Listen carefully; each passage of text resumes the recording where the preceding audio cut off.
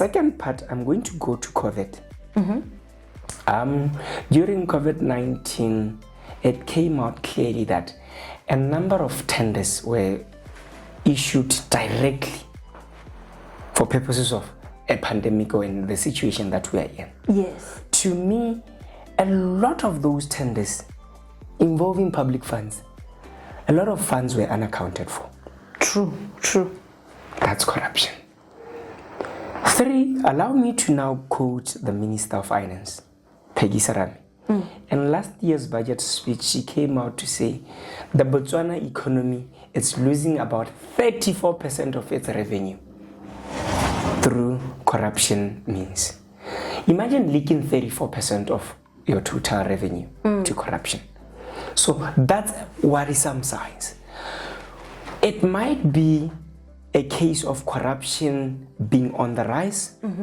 It might be a case of corruption activities now coming to the forefront and being seen by everyone else. True, okay. But whatever the case, whether it's a case of them being on the rise or it's a case of media, BCPI, Afrobarometer, whoever now bringing these cases to the forefront, one thing that is out there on the open is we are kind of losing our fight against corruption. And this is actually reflected even in international indexes. Yes. Where as a country, a number of indexes are actually pointing out to us being on a downward trend.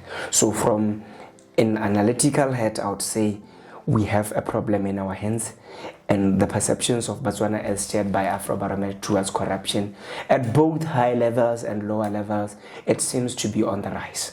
Okay. I think then when we explore corruption perhaps as having started the conversation on a broader level of democratic dissatisfaction, would it be far-fetched for BCPI or anybody else to then claim that part of the reason why Botswana are dissatisfied with democracy may be because they see the country and how it's being ravaged by corruption as part of the explanation of the other issues we raised previously? You remember I told you Botswana, when they gauge their democracy, they gauge it from a broader perspective. I talked of service delivery and others. This is another point that you are bringing. Maybe as a Tswana hell, kirisa Tswana, motokari raba topa hwa jabone. Yes. And that in itself, at the end of the day, it leads you to a voter who said, what's the use of voting? What's the use of this democracy thing? Because at the end of the day, I vote them for their own benefit. I vote them for them to end up going to enrich themselves.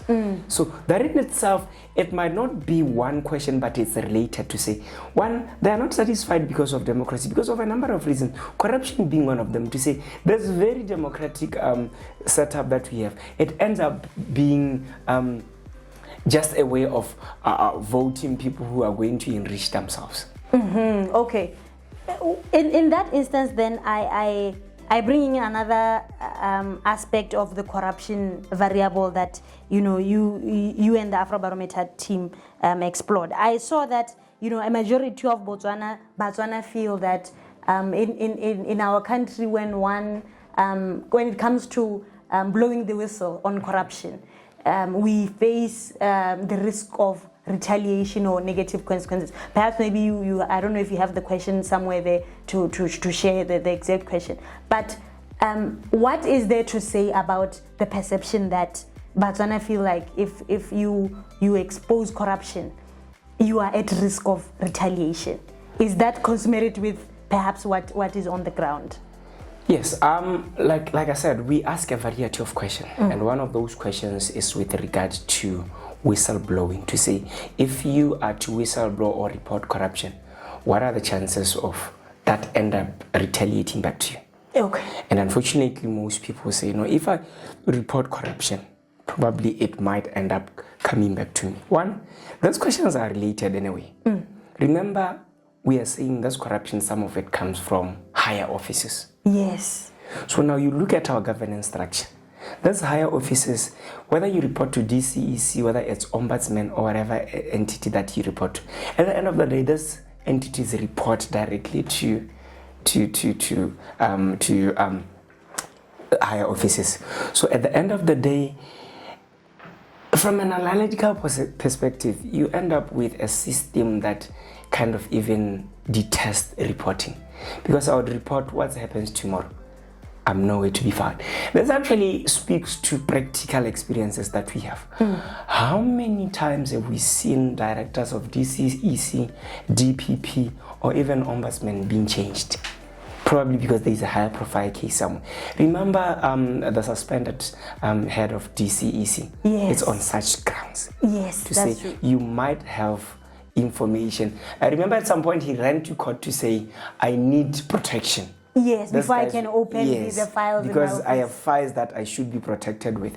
So if the very same body, if people who are in that body that is supposed to be the Directorate of Economic Crime and Corruption are actually at times fear for themselves and the information that they have, what of a Motswana like me and you?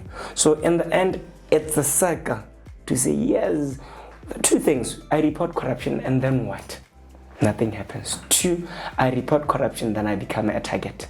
I report corruption and I never even see the end of the day with that particular case.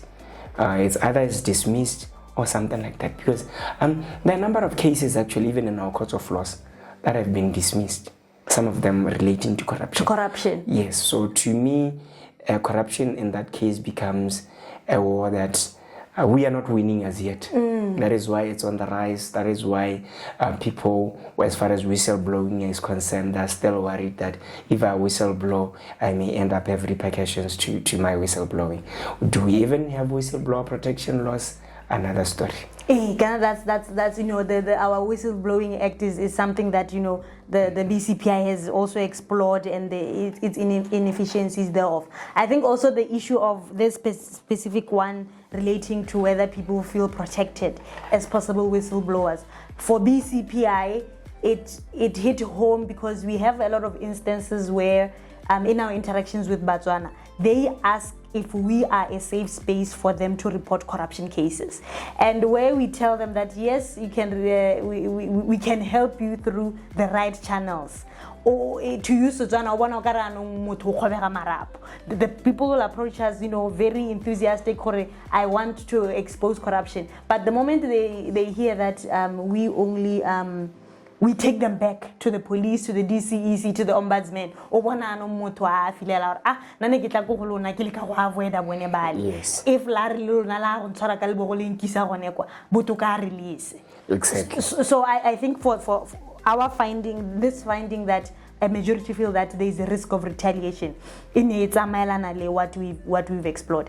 But I think Mokaloba, as we draw to a close, the general issue of democratic dissatisfaction, who should be most concerned about this finding? Majority of Botswana are dissatisfied with how democracy works in Botswana. Who is the relevant person to be concerned about this, and what can they do? Is it civil society, such as BCPI? Is it yourself? Is it government? Is it political parties? Who is this finding? Who should it be speaking to the most? Yes. Thank you, Sonia.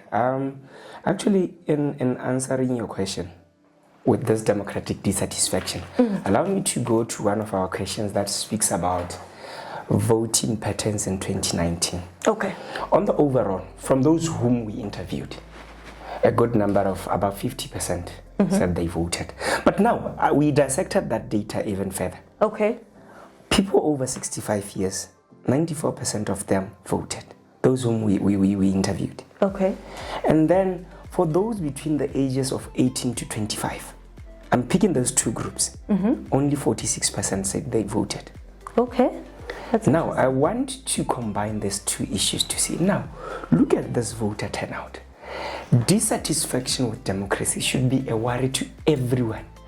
It should be a worry, one, to myself as an academia. To say if people are giving up on the very same system that they're surviving on, then what of them? Two, it should be a worry to political parties. Because elections or democracy is a game of numbers. Yes. You need numbers. But now, a dissatisfied voter, a dissatisfied Motswana, usually their first protest card is staying away from elections. Okay. That's the first card that they usually play when they're dissatisfied. This is why I'm saying most of our youth, because of unemployment and many others, they've actually protested through their lack of participation in elections or other issues of democracy and governance. Okay. So political parties should also worry about. Civil society, BCPI, any other civil society organizations should worry about that as well. Because if, like I said, if people are giving up on the very system that they are surviving on, what then is left? You are losing an issue of checks and balances. You are losing an issue of voters holding their leaders accountable. So we should all worry. Scholars, the IEC, everyone should be worried about such. And on the general government and policymakers should also be worried about this, because this speaks to the system of government that we have. We may also have to look at the electoral systems that we use. Maybe it's time to say the first past the post. Is it really representative of the people enough? Okay. Is it maybe a time to consider another electoral system, a representative system maybe? Okay, I think then from a civil society standpoint, you mentioned the need for political education. Engaging you here as an academic then, and if I was to ask you as a member of civil society, what do you think is the most important topic regarding public education that we should target between now and the next election? What advice would you have for me and BCPI? Let me tackle that in two terms. One, who is the most important group that you should be targeting as the youth? For a number of reasons. They're the largest voting group. And almost all governance issues that we speak of, they affect them directly. Unemployment, crime, all those. Two, the issues that you should be targeting the most. Botswana need political education of all senses. Why should I vote? Okay. It's actually saddening that you'd ask not just anyone, but a degree holder. And they will tell you, I don't know the purposes of it. So one, Botswana needs to be taught about the importance of voting or the importance of their vote. Okay. Two, Botswana need to understand their governance system. Botswana need to know that power is in them, not with the leaders. Yes. And Botswana need to, I usually say political education varies.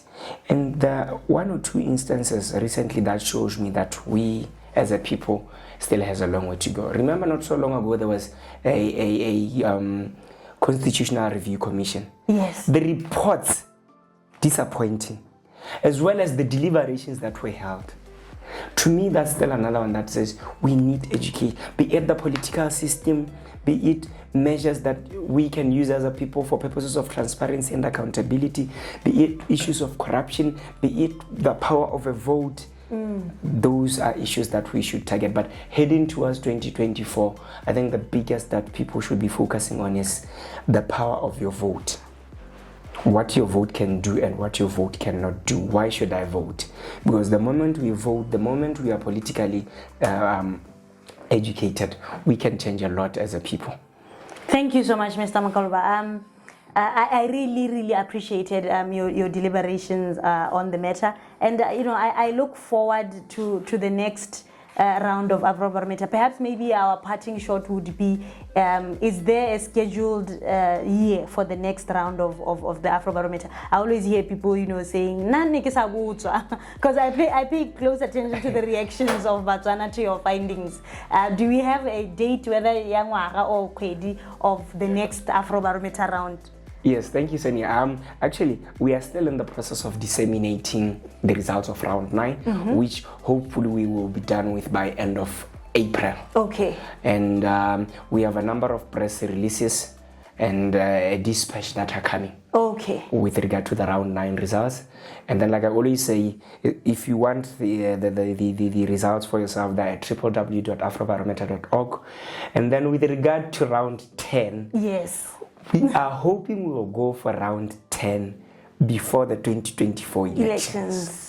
Remember, as Afrobarometer, we always ask questions as even to voting patterns. You say, who are you to vote for hypothetically? Yes. I remember in 2019, just before the elections, we had round 8, and round 8 said no. Botswana said they're going to vote for the BDP. And a lot of people were saying, no, this guy is... but actually, all this time, our prediction has always been spot on. Yes. In 2019, Botswana voted for the BDP, like our survey had said.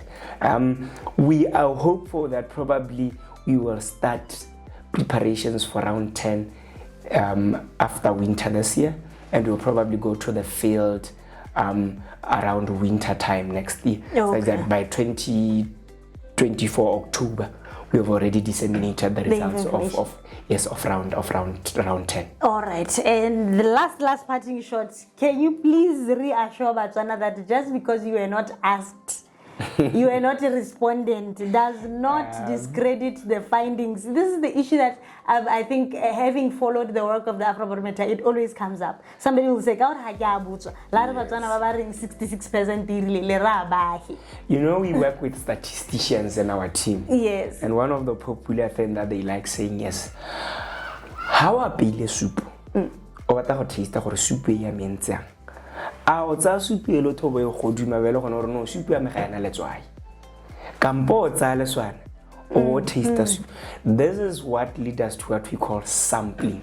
Our sampling is random sampling, where every Motswana has equal chance of being chosen to select to participate in the study. So not every Motswana will be, it's not a census. Yes. It's a survey. It uses random sampling. Not every Motswana or not every household will be chosen to participate. But in choosing who to participate, we are not biased in any way. We use random sampling. Every household in Botswana, every adult age 18 and above in this country has an equal chance of being selected to stand a chance of taking part in the survey. And at the same time, which is something that we have seen over the years, you also have the right to say, no, I don't want to take part.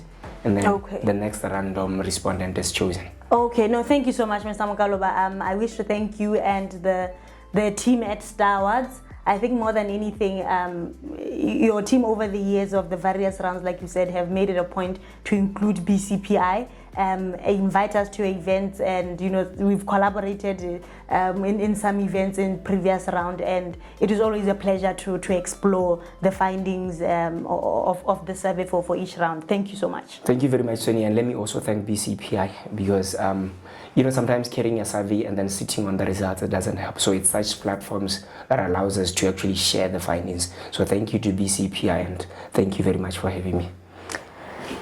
Thank you so much for watching. This was Conversation Circle. We were discussing the findings of the Afrobarometer Round 9 survey that was conducted in 2022. We explored just a few of the findings therein, and as my guest Mr. Mokaloba was saying, you have every right, and in fact we encourage you to go to the Afrobarometer website and explore the findings yourself and start conversations. You can start by commenting on this post, asking questions, opening up the floor for discussions on these issues that we covered today and others that you might discover on your exploration of the Afrobarometer questionnaire and findings. Thank you so much.